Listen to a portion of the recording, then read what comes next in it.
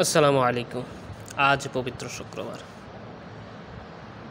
পবিত্র শুক্রবার মানবতার ফিরওয়ালা মাসুদ ভাই দেখছেন, তিনি অসহায় মানুষদের সাহায্য করতেছেন, দরিদ্র মানুষদের সাহায্য করতেছেন, প্রতিবন্ধী মানুষদের সাহায্য করেন। তিনি সবসময় চায় প্রত্যেকটা মানুষকে সাহায্যের সহযোগিতা করার, আর আমরাও চাই তার পাশে থেকে তাকে সাপোর্ট করার। তার যত ভিডিও আসবে আমরা তার ভিডিওতে সাপোর্ট করব, লাইক করব এবং তার জন্য দোয়া করব, তিনি যাতে সামনের দিকে এগিয়ে যেতে পারেন। আপনারা দেখতে পাচ্ছেন সামনে বৃদ্ধ মা তাকে খাবার দিচ্ছেন, সে কত খুশি, সে এক প্যাকেট খাবার পেয়ে অনেক খুশি।